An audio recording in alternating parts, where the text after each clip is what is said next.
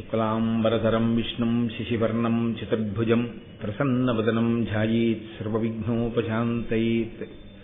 గురుర్బ్రహ్మా గురుర్విష్ణుః గురుర్దేవో మహేశ్వరః గురుః సాక్షాత్ పరబ్రహ్మ తస్మై శ్రీగురవే నమః.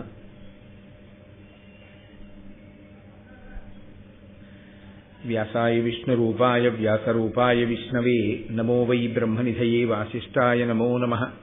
కూజంతం రామ రామీతి మధురం మధురాక్షరం ఆరుహ్య కవితాశాఖాం వందే వాల్మీకికోకిలం.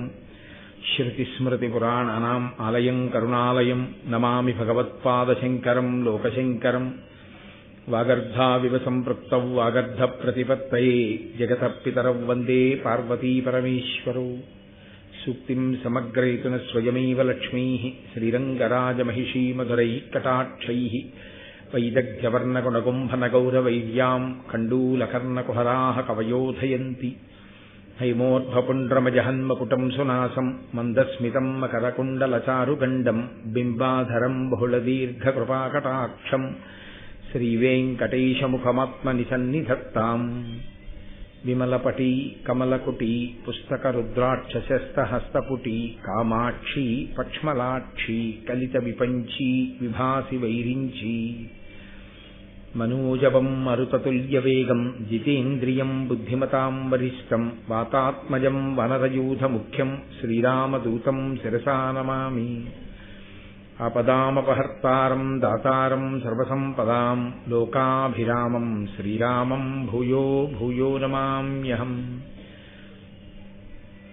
నారాయణం నమస్కృత్య నరం చైవ నరోత్తమం దేవీం సరస్వతీం వ్యాసం తతో జయముదీరయేత్.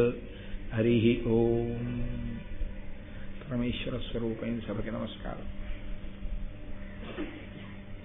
కుమారాస్త్ర విద్యా ప్రదర్శనానంతరము గురుదక్షిణ అడిగినటువంటి ద్రోణాచార్యుల వారికి గురుదక్షిణ చెల్లించడం కోసం కౌరవులు పాండవులు కలిసి బయలుదేరి ద్రుపద మహారాజు గారిని నిర్బంధించి తీసుకొచ్చేటటువంటి ప్రయత్నంలో కృతకృత్యులైనటువంటి వారు పాండవులు మాత్రమేనని, తదనంతరము ద్రోణాచార్యుల వారు బ్రహ్మశిరోనామకాస్త్రాన్ని అర్జునుడికి ఉపదేశం చేశారని నిన్నటి రోజున చెప్పుకున్నాం. ధృతరాష్ట్ర మహారాజు భీష్మద్రోణాది పెద్దలు విదురుడు సోదరునితోటి సంప్రదించి ధర్మరాజుకి యవరాజ్య పట్టాభిషేకం చేశాడు. పైకి ఇది ఎలా ఉంటుందంటే ధృతరాష్ట్రుల్లో ఎక్కడ దోషం ఉంది అనిపిస్తుంది. నిన్నను కూడా ఆ కుమారాస్త్ర విద్యా ప్రదర్శన సమయమునందు ఆయన ఒక మాట అంటాడు, శివులున్నందుకు సార్థకత నేను ఇప్పుడు పొందాను అంటాడు. నా తమ్ముడైనటువంటి పాండురాజు యొక్క కుమారుల కీర్తిని విని నేను ఇవాళ ఇంత సంతోషంగా ఉన్నాను అంటాడు. మనం ఆ మాటలు విన్నప్పుడు అసలు ధృతరాష్ట్రుల్లో దోషం ఎక్కడుంది, దుర్యోధనుల్లో కదా దోషం అంతా ఉంది అనిపిస్తుంది. ధృతరాష్ట్రుడి వయస్సు ఎంత పెద్దదో ఆయన మనసు యొక్క గుంభనం కూడా అంత పెద్దది. ఎక్కడ బయటపడాలో అక్కడ బయటపడతాడు. కాబట్టి అంత గబుక్కున బయటికి తిరిగిపోయేటటువంటి బేల మనస్సు ఉన్నవాడు కాడు, చాలా తెలివైనటువంటి వాడు. ధర్మరాజు గారికి యవరాజ్య పట్టాభిషేకం చేసేసాడు. ఆయన యువరాజు అయ్యాడు. లోకంలో ఉన్న వాళ్ళందరూ పొగుడుతున్నారు, ఏం అదృష్టవంతుడు పాండురాజు, శరీరం విడిచిపెట్టి ఈ లోకంలో లేకపోవచ్చు ఇవాళ. కానీ మహానుభావుడు ధర్మరాజు వంటి పెద్ద కుమారుణ్ణి కన్నాడు. రాశీభూతమైనటువంటి ధర్మము కాబట్టి మిగిలినటువంటి తమ్ముళ్ళని సక్రమమైన మార్గంలో నడిపించగలడు. అపారమైనటువంటి శరీర బలం ఉన్నవాడు భీమసేనుడు. ద్రోణాచార్యుల వారి వద్ద శిష్యరికం చేసి లోకంలో ఎవ్వరూ ఆయనతో సమానులైనటువంటి వారి లేనటువంటి రీతిలో తయారైనటువంటి విలుకాడు సవ్యసాచి అయిన అర్జునుడు. మిగిలిన నకుల సహదేవుల మాద్రికుమారులైన కుంతీదేవి యొక్క కుమారులుగానే వాళ్ళు ప్రేమ చేత అన్నగారులని అనుసరిస్తూ ఉంటారు, అనువర్తిస్తూ ఉంటారు. కాబట్టి ఆ పాండవుల అదృష్టమే అదృష్టం. వాళ్ళలాంటి పిల్లలు ఎక్కడుంటారు అని ఆయన ఎంతో సంతోషంగా అక్కడ ఉన్నటువంటి వాళ్ళందరూ కూడా మాట్లాడుకుంటున్నారు. లోకంలో ఉన్న వాళ్ళు పొగుడుతున్నారు. ఎక్కడ అసూయ ఉన్నదో దానికి అవతల వారి ఉన్నతిని ఓర్చలేకపోవడం ఒకటి.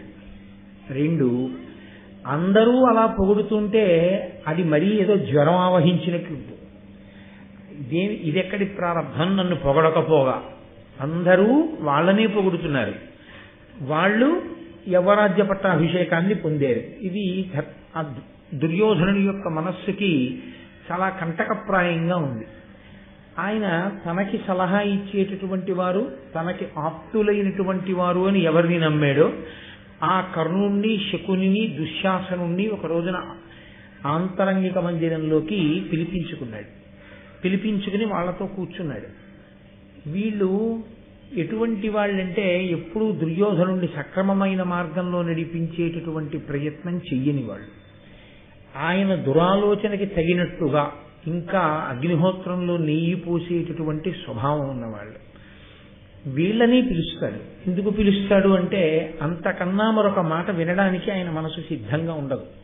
కొంతమందిలో లక్షణం ఎలా ఉంటుందంటే స్వభావ సిద్ధంగా దురాలోచన లోపల నుంచి వస్తున్నా పెద్దల మాట వినే లక్షణం ఉంటుంది. అసలు వినడం అనేటటువంటిది ప్రారంభం చేస్తే ఎప్పుడో అప్పుడు అది మనసు మారే అవకాశం ఉంటుంది. ఆ మనసు మారడం అనేటటువంటిది దాని ప్రభావం అది చూపిస్తుంది నడవడి మీద. కానీ అసలు ఎన్నడూ తనకి, తన ఆలోచనలకి వ్యతిరేకంగా ధర్మాన్ని సమర్థిస్తూ మాట్లాడేటటువంటి వారి మాటలు వినడానికి కూడా ఆయన ఇచ్చరించాడు. దుర్యోధనుడు పాడైపోవడానికి కారణమంతా పెద్దవాళ్ళు ఒకటే చెప్తారు, జానామి ధర్మం నచమే ప్రవృత్తి, జానామ్యధర్మం నచమే నివృత్తి. నాకు ధర్మం తెలుసు చెయ్యను, నాకు అధర్మం తెలుసు చెయ్యకుండా ఉండలేను, మీరు చెప్తే మాత్రం నా తలకెక్కుతుందా అని అడిగాడు ఒకసారి మహర్షి. అంతటి మౌఢ్యము కలిగినటువంటి వాడు. కాబట్టి ఆయన తన ఆంతరంగికుల్ని కూర్చోబెట్టుకుని తన మనసులో ఉన్న మాటని వ్యక్తీకరించాడు. ఆయుధ విద్యలందు జితశత్రుములనియును రణశూరులనియు సంతతోత్సాహులనియు అత్యుద్ధతులనియును భయమందుచుందును పాండవులకు. దానిపై ఇప్పుడు ధర్మజు యువరాజు చేసే రాజై నేమి చేయువాడా, నృపనీతి ఎయ్యది నిరతంబుగా మీర నాకెరిగింపుడు నయముతోడ అనిన వినియు కణికుడను వాడు సౌబలును అప్తమంత్రి నీతులందుగరము కుశలుడైన వాడు కురుకుల వల్లభు నిష్టమునకు తగగ ఇట్టులనియే. వాళ్లతో తన మనసు ఉన్నది ఉన్నట్టు విప్పి మాట్లాడాడు. వాళ్ళు ఆయుధ విద్యలన్నిటి యందు కూడా చాలా పాండిత్యమును వహించినటువంటి వారు పాండవులు. వాళ్ళకి తెలియనటువంటి ఆయుధాలు లేవు. ఇదిగో నిన్ననే ద్రోణాచార్యుల వారు బ్రహ్మశిరోనామకాస్త్రం కూడా ఇచ్చాడు. రణశూరులు, వాళ్ళు యుద్ధంలో భయపడేటటువంటి వారు కారు, శత్రువులను దునుమాడతారు.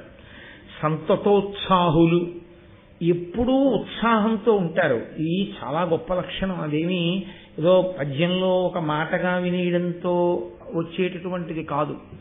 అది ఎలా ఉంటుందంటే నిరంతరోత్సాహమును కప్పిపుచ్చేటటువంటి లక్షణం ఒకటి ఉంటుంది. దాన్ని జడప్రాయముగా ఉండుట అంటారు. అంటే ఏమి స్పందన ఉండదు. అది ఎందువల్ల వస్తుంది అంటే ఉత్సాహము కొరవడిపోతుంది. మీరు కొంతమందిని గమనించండి, ఖాళీ సమయం దొరికితే వారు ఇచ్చగించేది దేనికి అంటే నిద్రపోవడానికి. పడుకుంటాను కాసేపు అంటారు, వెంటనే అది ఎంత నిరుత్సాహంగా ఉంటారంటే ప్రతిదానికి బడలిపోయానంటారు. అసలు ఏ కార్యం చేయడానికి వాళ్ళకి ఉత్సాహం అనేటటువంటిది మనసులో ఉండదు. ఇదిగో ఆ జడం పోయి ప్రతిస్పందించేటటువంటి లక్షణం ఒకటి ఉండాలి. ప్రతిస్పందించే లక్షణము అన్న మాటకు అర్థం ఏమిటంటే మనసు ఏది చేస్తోందో, ఏది వింటోందో, దేన్ని గ్రహిస్తోందో దానికి అది ప్రతిస్పందించాలి ముందు. ఒక ఉపన్యాసం వింటున్నాం అనుకోండి, ఒక పుస్తకం చదువుతున్నాం అనుకోండి, ఈ పుస్తకంలో చదువుతున్న విషయాన్ని మనసు గ్రహించి పట్టుకుని మనం ఇందులో గ్రహించడానికి ఏం లేదనకూడదు. నిష్పక్షపాతంగా ఇందులో నా బలహీనతలు ఉన్నాయి, భారతం విన్న తర్వాత నా బలహీనతల్ని నేను ఎలా గెలవవలసి ఉంటుంది అన్న కోణంలో నా మనసు ఆలోచించి ధార్మికము అని ఏది వినపడిందో దాన్ని ఆచరించుటయందు పూనికని పొందాలి. ఆ పూనికని పొందగలిగి ఉండడాన్ని ఉత్సాహము అంటారు. అది కొంతమంది యందు ఆ ప్రతిస్పందన శక్తి ఉండదు. అసలు అది దేనికి స్పందించదు. మీరు పాట కచేరీకి తీసుకెళ్లారనుకోండి, పడుకుంటాడు. పోనీ మీరు ఎక్కడో గొప్ప నాట్యం జరుగుతున్న దగ్గరికి తీసుకెళ్లారనుకోండి, అక్కడ పడుకుంటాడు. పోనీ అని ఇంటికి తీసుకెళ్లారనుకోండి, ఇంట్లో పడుకుంటాడు. ఎప్పుడూ దీనికి స్పందించడు. నాలో ఈ శక్తి ఉంది, దీంతో నేను ఏదో ఒకటి చేద్దామనేటటువంటి ఉత్సాహం అసలు ఉండదు. నాకెందుకు అన్నట్టుగా ఉంటాడు. అది అసలు మనిషి అభ్యున్నతి పథంలో ప్రయాణించడానికి సరి అయినటువంటి కారణము కానే కాదు. మనిషి అభ్యున్నతిని పొందాలి అంటే జడత్వం పోవాలి. అందుకే హనుమ విషయంలో ఒక గొప్ప విషయం చెప్తారు. ఎవరు బుద్ధిర్యశో బలం ధైర్యం నిర్భయత్వం అరోగత అజాడ్యం వక్పటుత్వంచ, ఆ జాడ్యము ఆ జడత్వమును పోగొడతాడయ్యా. హనుమని ఎవరు ఉపాసన చేస్తారో, ఎవరు హనుమ పాదములకు నమస్కరిస్తారో వారికి జడత్వం పోతుంది. వారు చాలా ఉత్సాహంగా కార్యమునందు నిమగ్నమై ఉంటారు. కాబట్టి వారు సంతతోత్సాహులు. ఎప్పుడూ ఉత్సాహమే వాళ్ళకి, ఇప్పుడు అప్పుడు ఉండదు. ఎప్పుడైనా వాళ్ళు ఉత్సాహంగా ఉంటారు పాండవులు. మీరు ఎందుకని అన్న విషయాన్ని ఒకటి ఆలోచించండి. బాహ్యమునందు అభ్యున్నతి పథంలో ఉన్నవాళ్లు పాండవులు. ధృతరాష్ట్రుడి కుమారుడై పాండవులు ఎవరి దగ్గర నేర్చుకున్నారో వాళ్ళ దగ్గరే వీళ్ళు నేర్చుకుంటున్నారు. పాండవులు ఎక్కడుంటున్నారో వీళ్ళు అక్కడ ఉంటున్నారు. పాండవులు ఏది తింటున్నారో వీళ్ళది తింటున్నారు. పాండవులకున్న సంతోషం వీళ్ళకి ఎందుకు ఉండట్లేదు? పాండవులలో ఎందుకు ఉండలేరు 101 మందిలో ఒక్కళ్ళు కూడా? ఒక్కటే కారణం, పాండవులు దేన్ని పట్టుకుంటారో అది వీళ్ళు పట్టుకోరు. అందుకే వీళ్ళెప్పుడూ నిరుత్సాహం, వీళ్ళెప్పుడూ ఏది పోగొట్టుకున్నాం అన్నదాని పక్కన ఆ పోగొట్టుకున్న దాన్ని వాళ్ళు ఎలా పట్టుకున్నారో అలా మనం పట్టుకుందామని ఆలోచించారు. మనం పట్టుకోలేంది వాడు పట్టుకున్నది ఏదున్నదో దాని వలన వాడు కీర్తివంతుడయ్యాడు. కాబట్టి వాడికి అది లేకుండా చెయ్యాలి, లేకపోతే వాడు లేకుండా చెయ్యాలి. దాని యందు ఉత్సాహం, అది ప్రమాదకరమైనటువంటి ఆలోచన సరళి. ఎప్పుడో ఎక్కడో భారతం జరిగిందని మీరు అనుకోకండి. ఎందుకంటే కోపం శేషేన పూరయేత్తని సంస్కృతంలో ఒక సామెత. ఎప్పుడైనా ఏదైనా అవతల వాని యందు మెచ్చుకోవలసిన విషయం కానీ లేకపోతే తను అంగీకరించవలసిన విషయం కానీ వస్తే అక్కడి నుంచి ఓ పెద్ద కోపాన్ని ప్రదర్శిస్తాడు. అంత కోపడుతున్నప్పుడు మనం ఎందుకు మాట్లాడడం, ఇతర వాడు వెళ్ళిపోతాడు. కోపం శేషేన పూరయేత్. తప్ప వాడి జీవితంలో వాడు ఎప్పుడూ ఎవరిని అనుకరించడానికి కానీ ఎవరిని ఆదర్శంగా తీసుకోవడానికి కానీ ఆయన సిద్ధంగా ఉండడు. మీరు ఆదర్శంగా తీసుకున్నారు అని గుర్తు ఏమిటో తెలుసా అండి?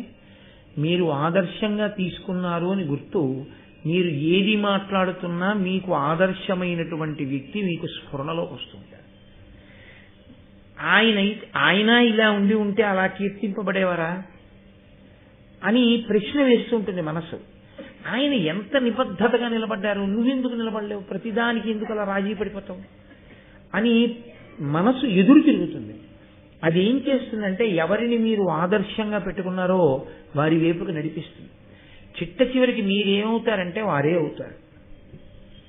భ్రమరకీటక న్యాయంలో అసలు ఆదర్శము అన్నది ఎప్పుడు తీసుకోగలరు? అవతల వాళ్ళల్లో గుణం ఒకటి మీకు నచ్చేది ఉంటే. ప్రతివాణ్ణి వాడే ఉందండి అంటే నువ్వు అదే అవుతావు. ఆఖరికి నిన్నేమంటారంటే నీ బిడ్డలు కూడా రేపు పొద్దున్న మా నాన్నగారండి బా ఆయనతో ఏమిట్లేదు, ఆయన అలాగే మాట్లాడతారు, మీరు పట్టించుకోకండి మామయ్య గారు అంటాడు. ఏమైంది నీ బతుకు? అలా ఉండకుండా ఉండాలంటే క్రమశిక్షణతో కూడినటువంటి జీవన విధానము. తండ్రి పెద్దల గురించి ఔన్నత్యంతో మాట్లాడితే కదండి పిల్లలకు అలవాటు అయ్యేది. మా నాన్నగారు ఒకరి గురించి మాట్లాడారంటే అలా మాట్లాడతారు.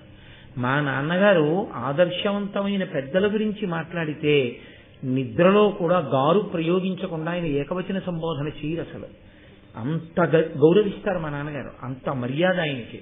ఆయన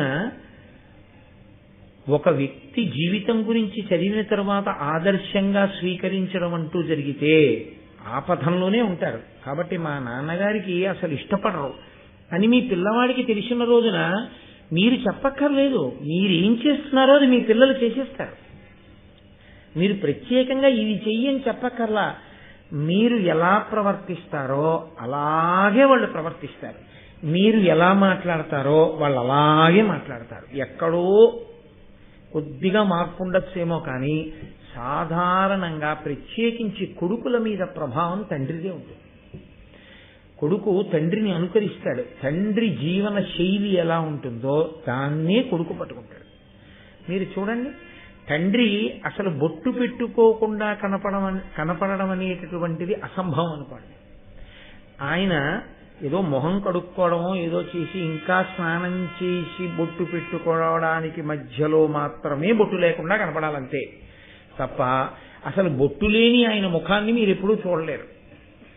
అంతగా ఎప్పుడూ బొట్టు ధరించే అలవాటు ఉన్నవాడు. అందుకే ఆయన నిద్రపోయి లేచిన తర్వాత కూడా కొంచెం లీలామాత్రంగా బొట్టు ఉండిపోయి ఉంటుంది. కొడుకు బొట్టెట్టుకోకుండా తిరగమనండి, వాడికి అలవాటు అయిపోతుంది.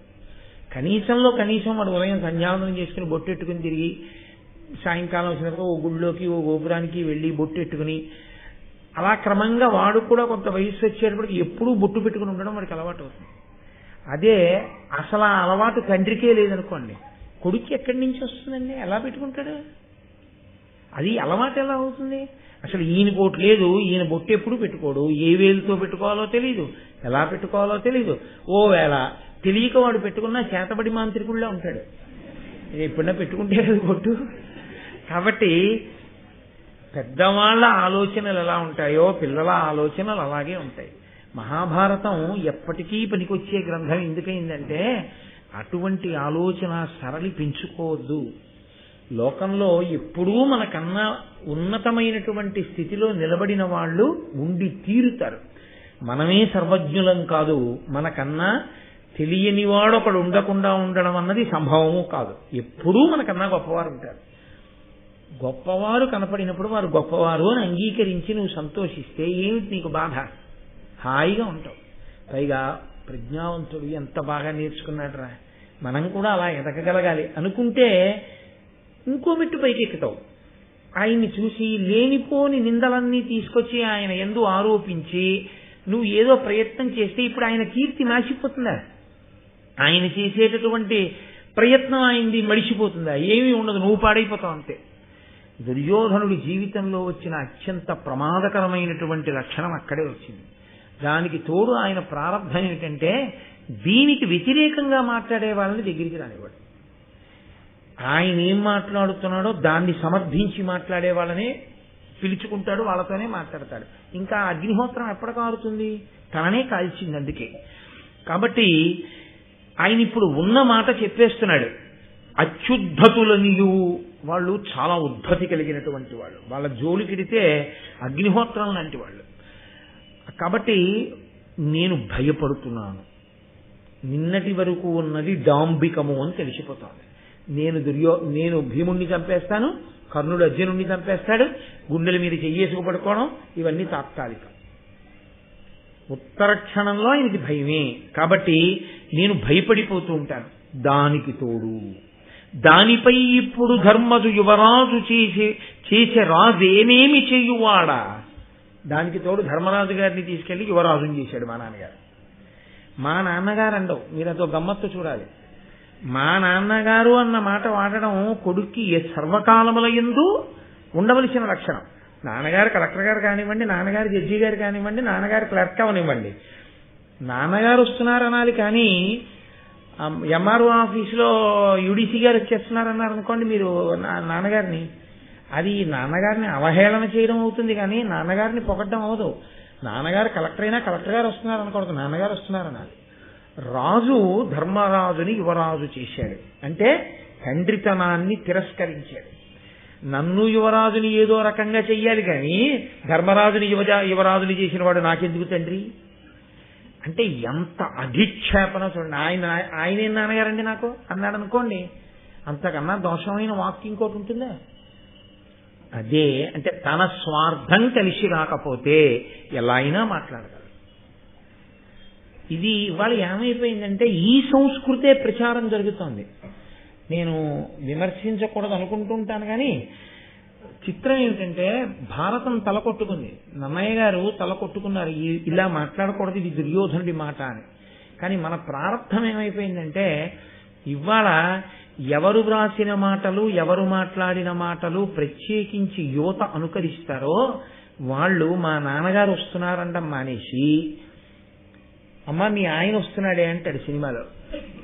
అలా అనాల్లో ఉందనుకుంటున్నారు పిల్లలు. అది అలా అనొచ్చా, అలా అనకూడదా ఏం లేదు. అసలు అలా వ్రాసి సంస్కృతిని ఎంత పాడు చేస్తున్నాం రాసే వాళ్ళకి లేదు. 10 రూపాయల కోసం ఏదైనా రాసేయడమే. కాబట్టి నృపనీతి అయ్యేది రాజులకు ఏది న్యాయం, ఎంత చమత్కారంగా అడిగాడో చూడండి. ధర్మం ఏదని అడగలేదు ఆయన. ధర్మం అయితే తనకన్నా పెద్దవాడు ధర్మరాజు, తనకన్నా పెద్దవాడు ధర్మరాజు అయితే ధర్మరాజు రాజు అయ్యాడు. తనకన్నా పెద్దవాడు రాజు అయ్యాడు కాబట్టి తన తమ్ముడు కాబట్టి అనువర్తించడమే ధర్మం, అంతే. ఇంకొక మాట లేదు ధర్మం దగ్గరికి వస్తే. రాజనీతి ఏమిటి అని అడుగుతున్నాడు.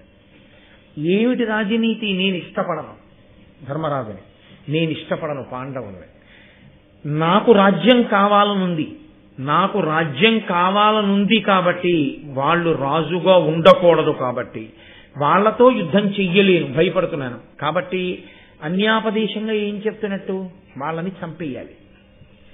దీనికి రాజనీతి ఏమిటి? ఎంత అందంగా అడిగాడో చూడండి. అంటే కుట్రలు కుతంత్రాలు ఎలా చెయ్యొచ్చు, అసలు నీతి అన్న మాటను అడ్డు ఎలా పెట్టచ్చు, పెట్టి దాన్ని ఆదర్శంగా తీసుకుని నేను ధర్మరాజుని ఎలా చంపచ్చు, ఆ 5గురిని చంపేసి రాజ్యం ఎలా పుచ్చుకోవచ్చు? ఇది ఎవరిని అడుగుతున్నాడు?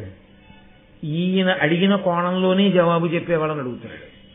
తప్పు, పగిలిపోతుంది దవడ. ఇంకొకసారి ఇలా మాట్లాడితే అంటాడు విదురుడిని అడిగితే ఇది. అందుకని ప్రాణం పోయినా అడగడు విదురుడిని. ఎందుకు అడగడంటే ఆయనకి తెలుసు విదురుడు ధర్మం చెప్తాడని. ఆయనకి కావలసింది ధర్మం కాదు, ఆయనకి కావలసింది రాజనీతి. రాజనీతి అంటే రాజనీతి యందు మళ్ళీ అర్హత ఉన్నదా లేదా అని చూడకుండా రాజ్యకాంక్షతో శత్రువుగా భావన చేసి చంపేసే విధానం ఏమిటి, అది నాకు చెప్పండి అని అడిగితే, సౌబలుని యొక్క మంత్రి అంటే అక్కడ ఉన్న వాళ్ళలో శకుని యొక్క మంత్రి గారు కణికుడు, ఆ కణికుడు లేచి దుర్యోధనుడితో రాజనీతి మాట్లాడడం మొదలుపెట్టాడు. సంస్కృత భారతంలో వేరు, ధృతరాష్ట్రుడు మాట్లాడాడు, ఇక్కడ దుర్యోధనుడితోనే మాట్లాడాడు కణికుడు. ఆయన ఆ కణికుడు అన్నాడు, ధరణీషుడు ఉజ్జత దండుడై ఉచిత దండ విధానంబు తప్పక ధర్మచరితులంగా మహీజనుల రక్షించి సదృత్తుడగు నది సర్వవర్ణములు వరుసన తమ తమ వర్ణధర్మముల వర్తిల్లిదురు గడవక దండభీతి అరిమిత్రవర్జితుడై సమబుద్ధియగు మహీవల్లభుననుశాసనమున. మహారాజా, నేను నీతి చెప్తాను. దండనీతి అని ఒకటి ఉంది. మహారాజు అనేటటువంటి వాడు ధర్మం తప్పినటువంటి వాడికి శిక్ష వెయ్యడంలో ఏమరకుండా ఉండాలి. అక్కడ ఏమీ భయపడకూడదు. భయపడకుండా అంత గొప్పగా దండనీతి ప్రయోగిస్తే, శిక్ష వేసేస్తే, ఏ వర్ణం వాళ్ళు చెయ్యవలసినటువంటి కర్తవ్యాన్ని ఆ వర్ణం వాళ్ళు చేస్తారు. చేసి అందరూ సమబుద్ధితో జాగ్రత్తగా రాజ్యం నడుస్తుంది. కాబట్టి అసలు ముందు శాసకత్వము అన్న మాటకు అర్థం ఎక్కడుందంటే, దండనీతిని ప్రయోగించడంలో రాజు వెనుతిరిగి చూడని వాడై ఉండాలి. ధీరమతియుతులతోడ విచారము చేయునది మును విచారిత పూర్వ ప్రారబ్ధమైన కార్యము పారము పొందును విఘాత పద దూరంబై. ఏదైనా ఒక పని చేసేటప్పుడు ఈ పని చేద్దాం అని సంకల్పం రాగానే చేయకూడదు. ఈ పని చేద్దాం అనుకోగానే ముందు పెద్దల్ని సంప్రదించడం జీవితంలో అలవాటు కావాలి. పెద్దల్ని కూర్చోబెట్టి సంప్రదించి, అయ్యా ఇది ఎలా చేస్తే బాగుంటుంది అన్న తర్వాత వాళ్ళు అనుభవాన్ని పురస్కరించుకుని కార్యం దెబ్బతినకుండా ఇలా చెయ్యండి అని చెప్పిన విధానం ఏది ఉంటుందో ఆ విధానంలో పని చెయ్యాలి. ఆ విధానంలో చేసిన పనులు ఎన్నడూ చెడవు. ఎందుకంటే ఏ కారణాల చేత పనులు చెడిపోతాయో అనుభవంతో తెలుసుకున్న వాళ్ళు కాబట్టి ఆ కారణములు కార్యమునందు ఆచరించుటలో ప్రవేశించకుండా వాళ్ళు జాగ్రత్త వహించి విఘ్నమును తొలగించి కార్యము సఫలీకృతమవడానికి కావలసినటువంటి ప్రణాళికని సలహా రూపంలో ఇవ్వగలరు కనుక కార్యము చెడదు. కాబట్టి పెద్దలను సంప్రదించి కార్యం చెయ్యాలి. అమలినమతి ఆత్మఛిద్రములన్యులెరుగకుండా తానన్యఛిద్రములిమ్ముగ నెరుగుచూ దేశము కాలము ఎరిగి మిత్ర సంపన్నుండై. కణిక నీతి అంటారు దీన్ని. చాలా చిత్రంగా మాట్లాడతాడు కణికుడు. ఈయన మాట్లాడిన మాటల్లోంచే దుర్యోధనుడి యొక్క ఆలోచన రూపుదాల్చింది. ఆయన అన్నాడు, రాజు ఎప్పుడూ కూడా తన బలహీనత పై వాళ్ళకి తెలియకుండా చూసుకోవాలి. పై వాళ్ళ బలహీనతలు తను తెలుసుకుంటూ ఉండాలి. దీనికి చిత్రం ఏంటంటే, ఈ కణిక నీతి బోధ అక్కర్లేకుండా ఉంటుంది కొంతమందిలో. మీరు చూడండి, వాళ్ళ దగ్గర చాలా లుసుగులు ఉంటాయి, వాళ్ళ ఇంట్లో చాలా లుసుగులు ఉంటాయి, వాళ్ళ ఇంటి వ్యవహారాల్లో చాలా గొడవలు ఉంటాయి, వాళ్ళు అస్సలు బయటపడరు. మీరు చాలా మంది దగ్గర చూసుంటారు ఆ చమత్కారం. వాళ్ళు మనతో మాట్లాడినప్పుడు అందరూ ఐకమత్యంగా ఉన్నట్టుంటారు. అది నిజంగా చాలా గొప్ప లక్షణం. మా తమ్ముడు, మా అన్నయ్య, మా అక్క, మా బావ, మా వదిన, మా తోడెల్లుడు ఎంతో ప్రేమగా ఉన్నట్టుంటారు. నిజంగా ఉన్నారని మీరు అనుకుంటున్నారా? సహస్ర ఛిద్రములు ఉంటాయి. కానీ వాళ్ళకున్న గొప్పతనం ఏంటంటే వాళ్ళు బయటపడరు. కానీ మిమ్మల్ని మాత్రం ఎలా అడిగితే మీ ఇంట్లో మీరు మీ తమ్ముడు దెబ్బలాడుకున్నారో, మీరు మీ మామగారు దెబ్బలాడుకున్నారో, మీరు మీ అబ్బాయి దెబ్బలాడుకున్నారో, ఇవన్నీ తెలుసుకోవడానికి వీలైన రీతిలో ప్రశ్న తీసుకొస్తారు. ఒక 4 రోజుల నుంచి ఎవరో మీ పట్ల విముఖంగా ఉన్నారనుకోండి, వాడు భారతానికి వచ్చి భారతం వింటున్నాడు అనుకుంటున్నారా? వాడు ఏం చేస్తాడంటే 4 రోజుల నుంచి ఎవరు విముఖంగా ఉన్నాడన్న విషయం మీద ఎక్కువ శ్రద్ధ పెడతాడు. 4 రోజుల నుంచి రానివాడెవరు, లేకపోతే ఈ మధ్య రానివాడెవరు, అందుక వాడి కోసం ఆ భారతం చెప్పేది, అవన్నీ ఎక్కువ శ్రద్ధ పెడతాడు. శ్రద్ధ పెట్టి దాని గురించి ఎక్కువ విషయ సేకరణ చేస్తాడు. ఇది కణిక నీతి ఆ రోజుల్లో చెప్పాడు ఆయన కణికుడు. నీ లోపాలు ఎవరికీ తెలియకూడదు. నీ లోపాలు ఎవరికీ తెలియకూడదంటే ఏమిటి దాని అర్థం? నీ లోపాలు ఏమున్నాయో వాటిని నువ్వు రహస్యంగా చేసేస్తూ ఉండాలి. అవతల వాళ్ళ లోపాలు కనిపెట్టడమే పనిగా ఉండాలి. మహారాజా, అవతల వాడిని పడగొట్టాలనుకున్నవాడు చెయ్యవలసిన విధానం ఇదన్నాడు. బాగా బుర్రకెక్కిందండి దుర్యోధనుడికి. అసలే దుర్యోధనుడు, దానికి తోడు కణిక నీతి అని. బలహీనులైనతో శత్రుల చెరచుట నీతి, అధిక దూర్వీర్య సుహృద్బలులైన వారి చెరుపగా అలవియే అక్లేశ సాక్షులగుదురే మీదం. ఎంత గొప్ప మాటలు చెప్పాడో చూడండి. ఎంత గొప్ప మాటలు అంటే నిజంగా గొప్పవని మీరు అనుకుంటున్నారేమో. నేను ఆ కోణంలో చెప్పట్లేదు. పాడు చేయడానికి ఎంత బాపానికి వస్తాయో ఇలాంటి మాటలు. మహారాజా, శత్రువు అనేటటువంటి వాడిని తర్వాత చూద్దామని ఆడకూడదు. అందున అవతల వాడు వేగంగా బలాన్ని పుంజుకుంటున్నాడు, రోజు రోజుకి వృద్ధిలోకి వచ్చేస్తున్నాడంటే వాడి విషయం తర్వాత ఆలోచిద్దామని చూడకూడదు. ముందు వాడిని చంపేయాలి. ఎందుకంటే ఇప్పుడే లొంగని వాడు రేపు పొద్దున్న ఇంకా బలవంతుడైపోయాక లొంగుతాడా? నువ్వు ఎలాగో తెలిసిపోతోంది.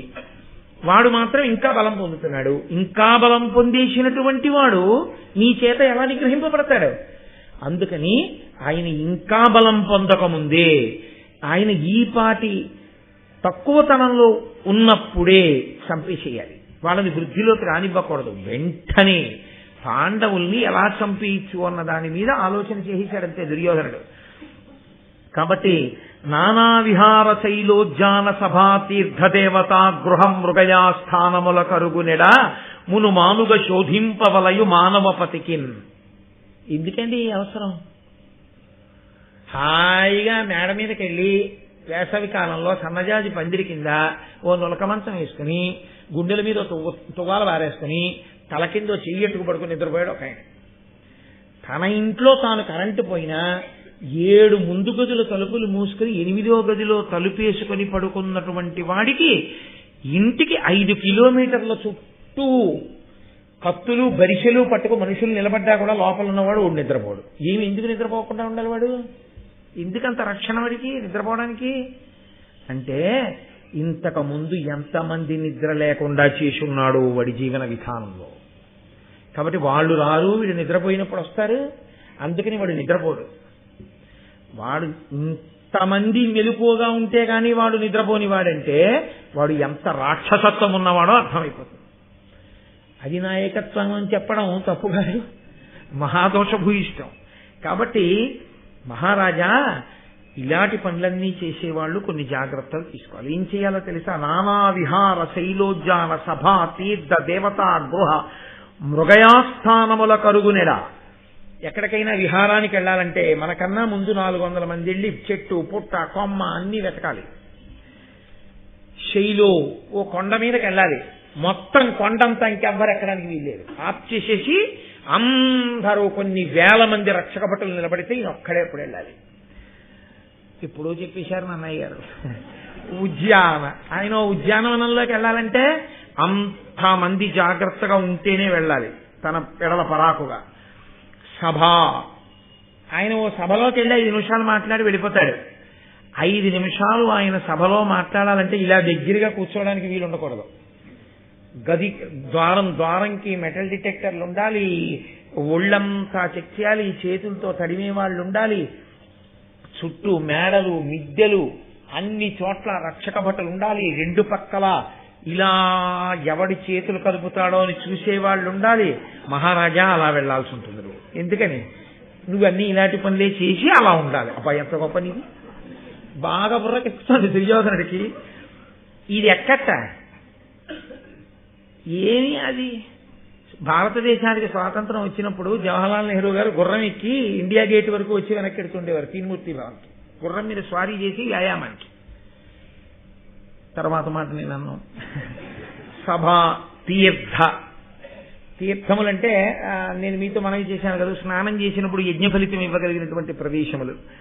అటువంటి తీర్థానికి వెళ్ళినా కూడా, ఒకవేళ మీరు తీర్థ స్నానానికి వెళ్ళినా అలా ఉండాలి, అంత జాగ్రత్తగా ఉండాలి.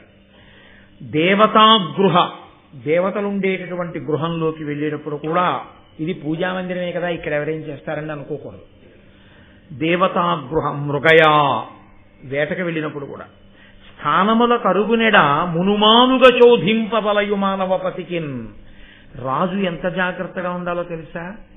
రాజుని మట్టు పెట్టడానికి ఎదురు చూస్తూ ఉంటారు. కాబట్టి వీటిలో ఎక్కడికి వెళ్ళినా నేను ఇక్కడికే కదా వెళుతున్నాను అనుకోకూడదు. కొన్ని 100 మంది అవన్నీ వెతికేసి పర్వాలేదు రాజుగారు రెండంటే అప్పుడు వెళ్ళాలి. కాబట్టి కడు నలుకయు కూర్మియు ఏర్పడ ఎరిగించునది వాని ఫలకాలమునన్ పిడుగును గాట్పును జనులకు పడుటయు వీచుటయు ఎరుక పడి ఎడు భంగిన్. రాజా, మీ కోపానికి ఫలితం ఏమిటో ఎవ్వరికీ తెలియకూడదు. పాపం నన్నేం చేయట్లా ఉందనుకోవాలి. మీ ప్రేమకి ఫలితం ఏమిటో కూడా ఎవరికీ తెలియకూడదు. ఈ 2 ఎలా ఉండాలో తెలుసా? గాలి వాటు, పిడుగుపాటు అలా ఉండాలి. పిడుగు పడినప్పుడు నోటీస్ ఇస్తుందా? వచ్చే వారం పడుతున్నాను 8 గంటలకు 8 నిమిషాలకు ఫలానా చోట పడతానని చెప్తుంది, నేను పడిపోతుందంటే. పిడుగు పడితే ఎలా ఉంటుందో అకస్మాత్తుగా నీ కోపం అలా ఉండాలి. ఇతరులకి తెలియకుండా పాడు చేసేయాలి. అకస్మాత్. ధర్మం అయితే ఏం చెప్పాలి? కోపాన్ని నువ్వు నిగ్రహించుకో అని చెప్పాలి. ఆయన చెప్పేది ధర్మం కాదని మీరు గుర్తుంచుకోవాలి. ఇవన్నీ విని కడికుడు చెప్పినవన్నీ మేము పాటించాలని తహతహలాడకండి సుమా. కాబట్టి ఆయన దుర్యోధనుడికి చెప్పాడని చెప్తున్నాను అంతే నేను. కాబట్టి మహారాజా, పిడుగు పడినప్పుడు ఎలా ఉంటుందో అలా ఉండాలి కోపం. ప్రేమ ఎలా ఉండాలంటే ఫలితాన్ని ఇచ్చేటప్పుడు గాలి వేసినట్టు ఉండాలి. ఏమిటో ఒక్క పెడుతోంది అంటుంటే ఒక్కసారి వనమయమారుతం వచ్చిందనుకోండి, అబ్బా ఎంత హాయిగా ఉంది, నేను వస్తున్నానండి మీ అందరినీ చల్లగా ఒక్కసారి హాయిగా ఉండేటట్టు నేను చూస్తాను కదా, 8 గంటల 13 నిమిషాలకి తీస్తాను అని చెప్తుంది. ఏమిటి ఆమె వస్తుందంతే. లేకపోతే ఒక పెద్ద ప్రభంజనం వస్తుంది, వచ్చే ముందు ఇన్ని సెకండ్లకు వస్తుందని ఇది వచ్చేస్తుంది అంతే ఆ ప్రభంజనం. అకస్మాత్తుగా వేసవికాలం అయిపోయి వానాకాల ప్రారంభ సమయంలో సాయంకాలం వేళలో వస్తాయి ఈదురుగాలు. ఆ పెద్ద గాలి వచ్చినప్పుడు ముందు కరెంటు పోతుంది, ఆ తర్వాత చెట్లు పడిపోతాయి, ఆ తర్వాత మిగిలినవన్నీ. కాబట్టి అలా గాలి వాటు పిడుగుపాటు ఎలా ఉంటాయో కోపం యొక్క ఫలితం, ప్రేమ యొక్క ఫలితం అలా ఉండాలి. తనకపకారములు చేసిన జనుడల్పుడని నమ్మి చేకుని ఉండం జనక ఒక ఇంచుక ముల్లయినను పాదతలముననున్న నడవగనగునే. రాజా, చిన్నవాడింకాను పెద్ద ఏం చేస్తాడు లేదు అని శత్రువును వదలకూడదు. చిన్న ముళ్ళు కాల్లో విరిగింది, చిన్న ముల్లే కదండి కాల్లో విరిగింది అని వదిలేస్తే ఏది అడుగులు చూస్తాను వెయ్యలేవు. చిన్న ముళ్ళైనా కాల్లో దిగితే వెంటనే ఎలా తీసేయాలో అలాగే శత్రువు చిన్నవాడైనా ఉపేక్షించకూడదు, చంపేయాలి. తరియగునంతకు రిపుతన అరకట పెట్టుకొని ఉండునది తరి ఉడుగం చెరచునది రాతి మీదను వరలగ మృద్ధటము నెత్తి వైచిన భంగిన్. శత్రువుని చూసేటప్పుడు శత్రువుతో కలిసి తిరిగేటప్పుడు ఎలా ఉండాలో తెలుసా? మన కొరకు కాదు సుమండి ఇదంతాను. శత్రువుతో కలిసి తిరగడం ఎలా ఉండాలి అంటే, మనం వాడి పట్ల శత్రుత్వంతో ఉన్నామన్న మాటే తెలియకూడదు. చాలా జాగ్రత్తగా కుండ ఎత్తుకుని తిరుగుతారు. ఒక సందర్భంలో కుండ నిండా నీళ్లు పోసుకుని కుండ ఎత్తుకుని తిరుగుతారు. తిరిగి వెనక్కి తిరిగి చూడకుండా కుండ పారేస్తే కుండ పగిలిపోతుంది. అంత్యేష్టి సంస్కారం నందు చిట్ట చివర చేస్తారు. శత్రువుతో ప్రవర్తించేటప్పుడు ఎలా ప్రవర్తించాలంటే, ఇంటికి పట్టుకెడుతున్న నీటి కుండను ఎంత జాగ్రత్తగా పట్టుకెడతారో, ఎంత మర్యాదగా తీసుకెడతారో అంత బాగా భుజాన్ని ఎక్కించుకోవాలి. సమయం చూసి కింద పారేసినప్పుడు ఎలా పారేయాలంటే, రాళ్ల మీద కాకుండా విసిరినట్టు పారేయాలి. ముక్కలైపోవాలి. మళ్ళీ వాడు భుజం మీద పెట్టుకున్నాడని వాడు అనుకుని ఆదమరవాలి. నువ్వు విసిరితే రాళ్ల మీద పడి బద్దలవ్వాలి. అంత గుట్టుగా ప్రణాళిక వెయ్యాలి శత్రు సంహారమనందు. వెంటనే వచ్చేస్తోందండి దుర్యోధనుడి బుర్రలో ప్రణాళికంతా. ఈ మాటలు వింటున్నాడు, ప్రణాళిక రచన చేసేస్తున్నాడు. దీని ప్రభావం ఎక్కడుంటుందో తెలుసా అండి? 2 అత్యంత ప్రమాదకరమైన ఉంటాయి జీవితంలో. నేను యథార్థమైన మాట మీతో మనవి చేస్తున్నా. 1 వాక్కు, 2 పుస్తకం. మీరు చదివే పుస్తకాలు ఎటువంటివో అవి మీ మనసు మీద ప్రభావం చూపించి తీరుతాయి. పుస్తకం అనగా ఏమి, లేకపోతే ఇంట్లో మీరు చూసేటటువంటి టీవీ అనగా ఏమి, మీరు ఏది ఎక్కువ చూస్తారో అదే మీ మనసు మీద ప్రభావాన్ని చూపిస్తుంది. ఇంకా చిత్రం ఏమిటో తెలుసా అండి?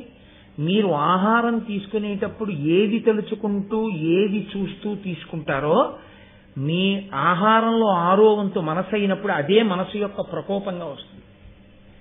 అందుకే పిల్లలకి ఆహారం పెట్టినా, తాను ఆహారం తీసుకుంటున్నా రజోగుణ తమోగుణ భూయిష్టమైనవి ఏవి అసలు ప్రసంగంలో కానీ ప్రస్తావనలో కానీ తెచ్చుకోకూడదు. అదే లోపలికి వెళుతుంది మనసుగా, 6వ వంతుగా తయారైపోతుంది. 2 పుస్తకం.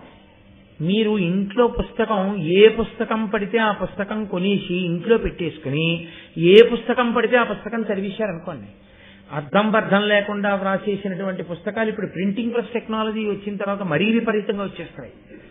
చేసిన తర్వాత మీరు ఏ పుస్తకం పడితే ఆ పుస్తకం చదివించారనుకోండి, లేనిపోని ఉపద్రవాలు వస్తాయి. ఓహో ఇలా ఉండాలా ఉందనుకుంటారంతే, ఇదే నిజంలా ఉందనుకుంటారంతే. పెద్ద పెద్ద మాటలు. అసలు అవి వైదికము కాదు. అవైదికమైనటువంటి బోధలు, అవైదికమైనటువంటి రచనలు, అవైదికమైనటువంటి సాహిత్యం, మనిషిని పతనం చెయ్యగలిగినటువంటి సాహిత్యం విరివిగా వచ్చేస్తోంది.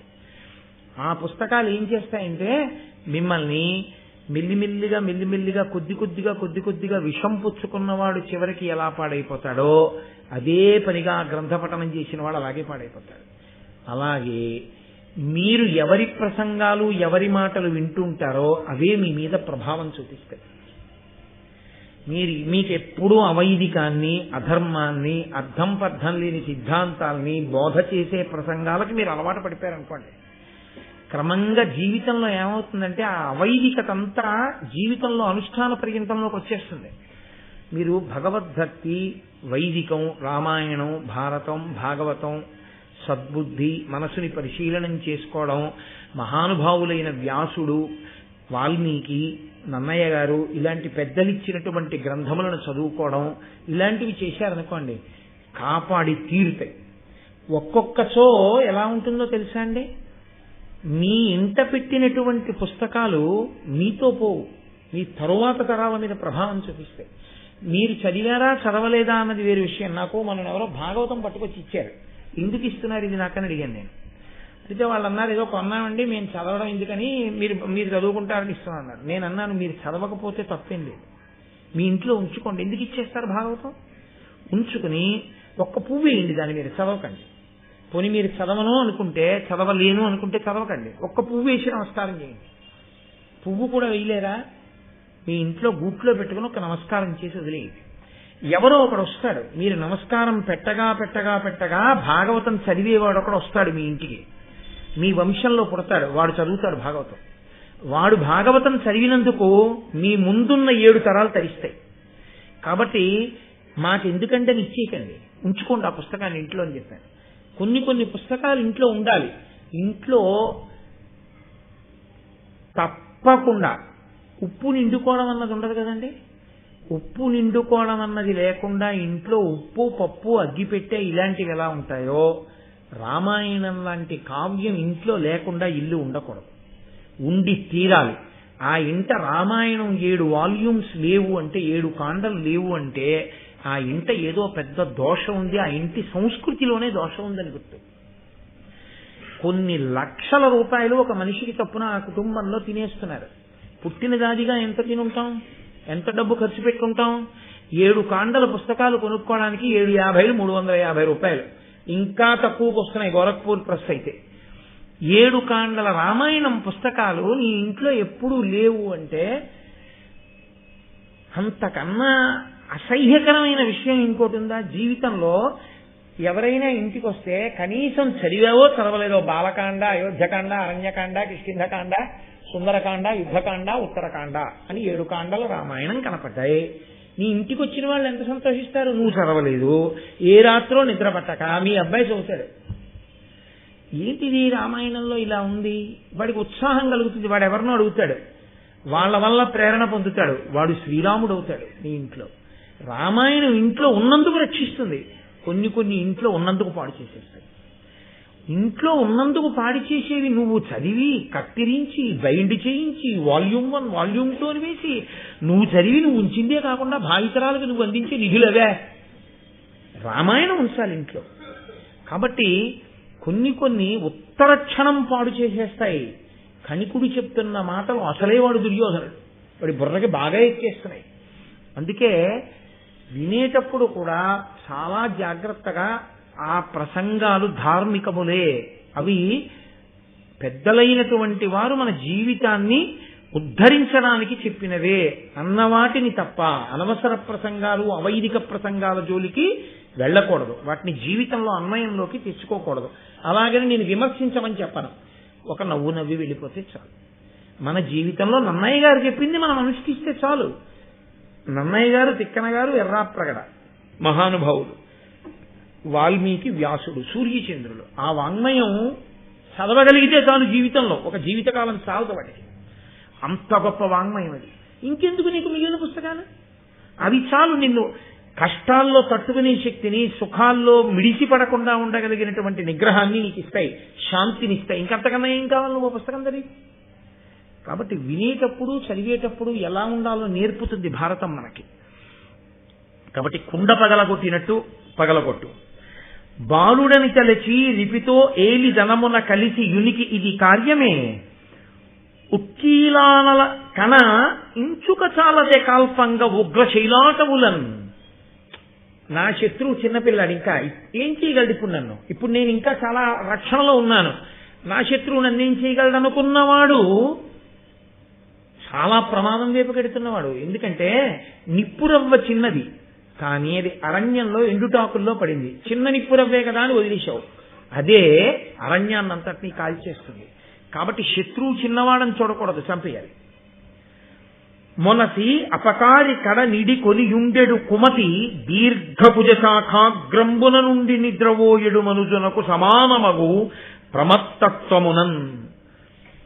శత్రువు పక్కనే ఉండగా వీడేం చేస్తాడులే అనుకున్నవాడు ఎటువంటి వాడో తెలుసా? చెట్టు యొక్క చిట్ట చివరి కొమ్మ మీదకెక్కి గాఢ నిద్రపోయిన వాడితో సమానం. అక్కడి నుంచి కింద పడిన వాడివి ఎప్పుడు పడతాడో ఎవరికి తెలుసు? కాబట్టి శత్రువు పక్కన ఉండగా ఉపేక్షించకూడదు, శత్రువుని సంహారం చెయ్యాలి అని కణికుడు చెప్పాడు. అంటే దుర్యోధనుడు ఏ కోణంలో ప్రశ్న వేశాడో ఆ కోణంలో కణికుడు సమాధానం చెప్పాడు. ఇప్పుడు కణికుడి సమాధానం దుర్యోధనుడు ఒక ప్రణాళిక వేసుకోవడానికి బాగా పనికొచ్చింది. ఇప్పుడు ఈయన ఈ ప్రణాళిక వేసుకుని అది అమలు కావడానికి తండ్రి గారి యొక్క సహకారాన్ని అభ్యర్థించాలనుకున్నాడు. అనుకుని తండ్రి దగ్గరికి వెళ్ళాడు. వెళ్ళి ఎంత చమత్కారంగా అన్నాడంటే, నాన్నగారు మీరు ధర్మరాజుని యువరాజుగా కూర్చోపెట్టారు, యువరాజ్య పట్టాభిషేకం చేశారు. మీరు ధర్మరాజు గారిని తీసుకెళ్లి యువరాజ్య పట్టాభిషేకం చేసి యువరాజుగా కూర్చోపెట్టాక లోకంలో ఉన్న వాళ్ళందరూ ఏమనుకుంటున్నారో ఎప్పుడైనా కనుక్కున్నారా అని అడిగాడు. ఏమనుకుంటున్నారా అన్నాడు ధృతరాష్ట్రుడు. ఏమీ లేదు, వాళ్ళు ఏమనుకుంటున్నారంటే పూర్వం ధృతరాష్ట్రుడు పాండురాజు ఉండేవారు, ధృతరాష్ట్రుడికి కళ్ళు లేవు. కాబట్టి ఆయన ఎప్పుడూ రాజ్యరక్షణ చేయలేడు. అప్పుడు కాదు, ఇప్పుడు కాదు, ఎప్పుడూ చేయలేడు. ఆనాడు చేశాడంటే పాండురాజు గారు చేశాడు, మహానుభావుడు. ఆ పాండురాజు గారి యొక్క తేజస్సు ఎటువంటిదో, ఆయన ఎంతటి మహానుభావుడో అటువంటి మహానుభావులు ఆ పాండురాజు కుమారులు. ఆ పాండురాజు గారి పెద్ద కొడుకైన ధర్మరాజుని తీసుకొచ్చి సింహాసనం మీద కూర్చోబెట్టడం చాలా చాలా మంచి పని చేశాడు ధృతరాష్ట్రుడు. ఎందుకో తెలుసా? ధృతరాష్ట్రుడా రాజ్యాన్ని రక్షించలేడు, భీష్ముడా రక్షించగలిగిన వాడయ్యుండి సింహాసనం మీద కూర్చోడు. ఇటువంటప్పుడు రాజ్యాన్ని పరిపాలించి మనందరినీ కన్నబిడ్డల్లా చూసినటువంటి పాండురాజు గారి యొక్క పెద్ద కొడుకు ధర్మరాజుని సింహాసనం మీద కూర్చోబెట్టడం ఎంత మంచి పని చేశాడు అంటున్నారు. ఇప్పుడు మీరేం చేశారు? ఆయన్ని అక్కడ కూర్చోబెట్టడం వల్ల రోజూ ధర్మరాజు గారిని పాండవుల్ని పొగుడుతున్నారు. ఇప్పుడు ప్రజలలో బలపడిపోతున్నాడు ధర్మరాజు, ప్రజలలో బలపడిపోతున్నారు పాండవులు. ఎక్కడికి వెళ్ళినా నాకు వినపడుతున్నటువంటి ఈ మాటలు నా చెవులకి బల్లేలు తగిలినట్టు తగులుతున్నాయి. నాకు ఎంత బాధగా ఉందో తెలుసా? అసలు నేను కూర్చుందాం అనుకున్నాను, మీరు నన్ను కూర్చోబెట్టలేదు, ధర్మరాజుని కూర్చోబెట్టారు. ఇప్పుడు జనుల యందు కూడా అంత కీర్తి వచ్చేస్తోంది. ఇంకిప్పుడు ధర్మరాజుని తీయడం సాధ్యమా? మీరు చేసిన పని మంచి పనా? నాకు చెప్పండి. మీ పిల్లలకి మీరు న్యాయం చేస్తున్నారా అని అడిగాడు. నోర్మోయ్, ఏది ధర్మమో అది ధర్మం.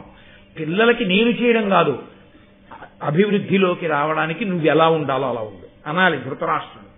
ఆయన ఏమన్నాడంటే, లోకనుతుండు పాండుడమలుండు మహాగుణరత్న పూర్ణ రత్నాకరుడచ్యుతారమతి అంధుడనైనను నన్ను రాజుగా చేకొని నాకు భక్తి పనిచేయుచు సర్వ జగజ్జిగీషుడై ఈ కురువంశ రాజ్యభరమింతయుదాల్చ పరాక్రమంబునన్. నేను కళ్ళు లేనివాణ్ణి, నన్ను అసలు పాండురాజు పట్టించుకోకర్లేదు. ఓ మూల బారేసి పలకరిస్తే పలకరించాలి, లేకపోతే వదిలిబారేయాలి. ఆయన ఏం చేస్తాడు? పెద్ద ఆయన కళ్ళు లేనివాడు అని ఎప్పుడో ఏడాదికో రెండేళ్లకో ఓసారి వచ్చి ఏదో ఒకసారి నా కాళ్ళకి నమస్కారం పెట్టడం, వాళ్ళు పెట్టకపోయినా నేను ఆయన పెట్టిన భిక్ష తింటూ పడి ఉండాలి. కానీ నేనే రాజునన్నట్లు ప్రవర్తించాడు తమ్ముడైన పాండురాజు. అసలు నన్ను అడగకుండా ఏమీ చేసేవాడు కాదు, నాకు చెప్పకుండా ఏమీ చేసేవాడు కాదు, నాకు నమస్కరించకుండా ఏ పని ప్రారంభం చేసేవాడు కాదు. నన్ను కించిత్ మాత్రం కళ్ళు లేనివాడని ఎవ్వరూ తృణీకరించకుండా రాజే అంత గౌరవిస్తాడని ఇంచుమించు నన్నే రాజు చేసి తాను పరిపాలిస్తున్నాడా అన్నట్టు పరిపాలించాడు. అంతటి మర్యాద కలిగిన వాడు రా పాండురాజు. కాబట్టి పాండురాజు రాజుగా ఊంచుకున్నాడు సింహాసనం మీద. ఆ పరిపాలన యందు అతను మంచి పేరు తెచ్చుకున్నాడు. ఇదంతా పొగుడుతున్నాడని మీరు అనుకుంటున్నారేమో. బయట పడతాడు చూడండి, ఎంత గమ్మత్తుగా బయట పడతాడో అని ఆయన అన్నాడు. పరచక్రపతులచే భీకరుడై ధనరాసులదిమి కప్పము కొని చిచ్చెర తెచ్చి ఇచ్చి నన్నును భరతకుల శ్రేష్ఠుడని ఉనిచే బహుయజ్ఞములన్. అన్నయ్య నువ్వు భరతకుల శ్రేష్ఠుడు అన్నయ్య అంటూ తాను దిగ్విజయ యాత్ర చేసి ఎందరో రాజుల్ని ఓడించి ధనకనక రాసులు తీసుకొచ్చి పోసి నా చేత యజ్ఞయాగాది క్రతువులు చేయించాడు. దానివల్ల ఏమైందంటే ఎంతటి మహానుభావుడయా పాండురాజు. పెద్దవాడు ధృతరాష్ట్రుడు కళ్ళు లేనివాడైతే, పనికి మాలినవాడైతే అంత గౌరవిస్తున్నాడు. తాను చేసుకోలేడా అశ్వమేధయాగం పీటల మీద కూర్చుని? తాను చేయకుండా అన్నగారిని తీసుకొచ్చి కూర్చోబెట్టి అశ్వమేధయాగం చేసి తాను దిగ్విజయ యాత్ర చేస్తున్నాడు. ఎంత గొప్ప పాండురాజు అని లోకమంతా పొగిడింది. అంత గొప్ప పాండురాజు కూర్చుని ఉన్నాడు కాబట్టే ఆ రోజుల్లో నేను పాండురాజుని సింహాసనం నుంచి తీయలేకపోయాను. ఆ పాండురాజే దుర్మార్గుడై ఉంటే, ప్రజల్ని కష్టపెట్టేవాడై ఉంటే, ఇన్ని గుణములున్నవాడు కాకపోతే కళ్ళు లేకపోయినా ధృతరాష్ట్రుడు మీలనేవారు. అలా ప్రజలు అనకుండా నీ పినతండ్రి యొక్క గుణములు కప్పేశాయి. మన ప్రారంధం ఏమిటంటే పాండురాజు ఏదో రకంగా చచ్చిపోయాడు, ఆ పిల్లలైనా దుర్మార్గులవుతారేమో అనుకుంటే వాళ్ళ 5 కూడా సుగుణాభిరాములు అయ్యారు. ఇప్పుడు బయటపడ్డాడు. ఇన్నాళ్ళు దీన్ని కడుపులో పెట్టుకుని ఉన్నాడు. పొగుడుతున్నవన్నీ ఇప్పుడు ఎందులోకి వెళ్ళాయి? అదును చూస్తున్నాడు. ఎవరు? పెద్ద తండ్రి. తనని ఇంత గౌరవించినటువంటి తమ్ముడి పట్ల ధృతరాష్ట్రుడి యథార్థ భావన ఏమిటో తెలుసా అండి? వాడికి ఇన్ని గుణములు లేకపోతే గుడ్డివాడైనా ఈయనకే రాజ్యం మీద సింహాసనం మీద కూర్చోపెట్టండి అని ఉండేవారేమో. అది తప్ప ఆ తమ్ముడి మర్యాద ఆయనకు అర్థం కానప్పుడు ఈ ధర్మరాజు అన్నగారి యొక్క మర్యాద దుర్యోధన తమ్ముడికి ఎందుకు అర్థం అవుతుంది? ఏ చెట్టు విత్తనానికి ఆ చెట్టే కదా పుడుతుంది. కాబట్టి ఈ మాటలు చెప్పి, అదేరా నాయనా నా బాధంతా, నీకే కాదు నాకు తీసేద్దామని ఉంది వాళ్ళని సింహాసనం మించి, నీకు అప్పచెప్దామనే ఉంది. కానీ ఎలా? పెద్దవాడు, నీకన్నా పెద్దవాడు. ఎందుకు కాదు గాంధారి కడుపు బాదుకుంది? నీకన్నా వయసులో పెద్దవాడు, రాజు పాండురాజు యొక్క కుమారుడు. అతనికి ఇవ్వకపోతే భీష్మ ద్రోణ విదురాది పెద్దలు ఒప్పుకుంటారా? ఒప్పుకోరు. వాళ్ళని కాదని మనం అంతఃపురంలో ఉంటామా? వీధిలోకి ఈడిచేస్తారు. మనం ఇక్కడుండి కుట్ర చేయాలి కానీ వీధిలోకి వెళ్ళి చేసేదేముంది? అందుకని వాళ్ళ దగ్గర ధృతరాష్ట్రుడు ధర్మంగా ఉన్నాడనిపించుకోవడానికి కూర్చోబెట్టాను. అందుకు చేశాను యవరాజ్య పట్టాభిషేకం. అందుకని ఆ ధర్మరాజుని పాండవుల్ని తీసేయడం కుదరట్లేదురా అన్నాడు. అనగానే ఈయనన్నాడు దుర్యోధనుడు, తండ్రి ఎక్కడైనా అధర్మాన్ని ఆపే ప్రయత్నం చేస్తే కొడుకు ఇంకొకసారి ఇలాంటి మాట చెప్పడం. తండ్రే అలా అధర్మంగా మాట్లాడితే ఇంకా కొడుకు ఎందుకు మాట్లాడండి? దొరికేసిందంటే అదను దుర్యోధనుడికి.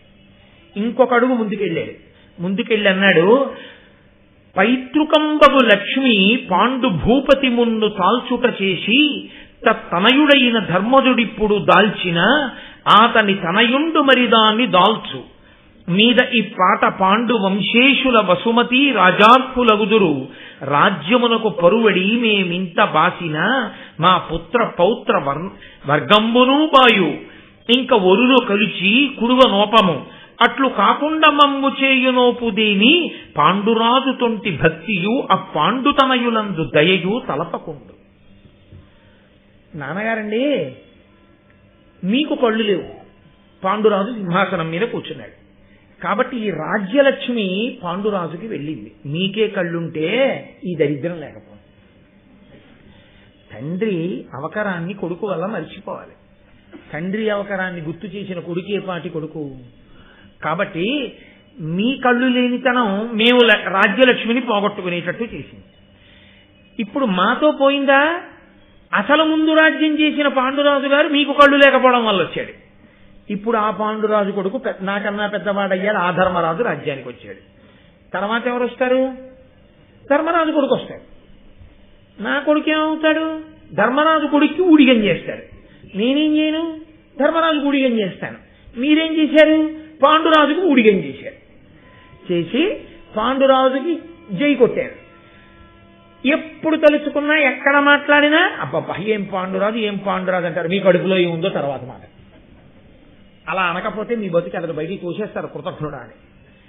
మన బతుకంతా మన వంశమంతా ఇలా తాత తండ్రి మనవడు మునిమనవడు ఇలా వాళ్ళని సేవించడమేనా? ఇంకా ఇంతకన్నా మార్గం లేదా? ఉంది. ఎప్పుడో తెలుసా నాన్నగారు? పాండురాజు చేసిన మంచిని గుర్తు తెచ్చుకోవడం కూడా అసలు మీరు ఆపేసేయండి కాసేపు. పాండురాజు కొడుకుల మీద ప్రేమని కాసేపు పక్కన పెట్టేయండి. తమ్ముడి కొడుకులన్న భావన తీసేయండి. పాండురాజు నన్ను అంత గౌరవించాడన్న భావనని మాట మాత్రంగా కూడా దూరం చేసేయండి. చేసేసి ఆలోచించండి, మనం పాండవుల్ని రాజ్యానికి దూరం చేసి చంపేయచ్చు. ఈ మాట అనగానే ధృతరాష్ట్రుడు అన్నాడు, సరేరా నేను నీకొకటి చెప్తాను, నువ్వు వాళ్ళని చంపేద్దాం అంటున్నావు కదా, అది ఎలా సంభవం? భీష్మ ద్రోణ విదురాది మహావీరులు ఉన్నారు పైన, వాళ్ళు 1000 కళ్ళతో గమనిస్తూ ఉన్నారు. ఎలా సాధ్యం అవుతుంది అంటే, నాన్నగారండి దాని గురించి మీరు బెంగ పెట్టుకోకండి, వాళ్ళందరూ కూడా పాండవ పక్షానికి వెళ్ళిపోతారని కదా మీ భయం. వెళ్లకుండా నా దగ్గర ప్రణాళిక ఉంది. ఏమిటో తెలుసా? ఇప్పుడు నాకు మీరెలా లొంగారో అలా కొడుకు కోసం తండ్రి లొంగుతాడు. అశ్వత్థామ నేనంటే ఇష్టం కాబట్టి అశ్వత్థామకి నేనంటే ఇష్టం కాబట్టి ఎప్పుడూ అశ్వత్థామ నాతో ఉంటాడు. అశ్వత్థామ నాతో ఉంటే ద్రోణుడు పాండవుల కోసం వెళ్ళిపోలేడు, కొడుకు కోసం ద్రోణుడు ఉంటాడు. ద్రోణుడు ఇక్కడ ఉంటే ఆయన చెల్లెలు కృపి భర్త అయినటువంటి కృపాచార్యుడు బావమరిది బావగారిని వదిలి మళ్ళీ ఇంకో శత్రుపక్షంలోకి వెళ్ళలేడుగా. కృపాచార్యుడు ఉంటాడు. కృపాచార్యుడు ఉంటే కృపి ఉంటుంది. కృపి, కృపాచార్యుడు, ద్రోణుడు, అశ్వత్థామ ఉంటే భీష్మాచార్యుల వారు ఇంతమందిని వదిలేసి ఆయన ఒక్కడే వెళ్ళడం. కాబట్టి భీష్ముడు ఉంటాడు. కాబట్టి అశ్వత్థామ వలన వీళ్ళనందరినీ లాగుతాను, లాగి నా వైపు కట్టిపెట్టుకుంటాను. కాబట్టి వీళ్ళు మనకు ఉపకారం చేయకపోవచ్చు, కానీ పాండవులకు ఉపకారం చేసే అవకాశం లేకుండా చేస్తాను. అటు పక్షాన నిలబడకుండా చూస్తాను. చాలా ఇంకేం కావాలి? అశ్వత్థామను అడ్డుపెట్టి లాగుతాను. కాబట్టి భయం లేదు. వాళ్ళందరూ ఏదో చేస్తారని మీరు భయపడకండి. కాబట్టి ఇప్పుడు చెప్పండి నాన్నగారండి అంటే ఆ ధృతరాష్ట్రుడు అన్నాడు, ఏ నెల్ల ప్రొద్దున ఎడలోన తలతు నీ అభిప్రాయంబ ఇది దారుణంబుగాన వాకునకు జుల్కన తేరనోప కడగి పాండవుల ఏకత మెట్టులను అనుపగానగు మరి దీని గాంగేయ విదుర కలశజాశ్వత్థామ గౌతముల్ బుద్ధిగా ఒడంబడుదురే కాదయ్య అనినా కౌరవ జ్యేష్ఠుండు ఘనుడిట్టులనియే. ఒరే, ఇన్నాళ్ళకి నువ్వు బయటపడ్డావు. నాకు కూడా కడుపులో ఇదే భావన.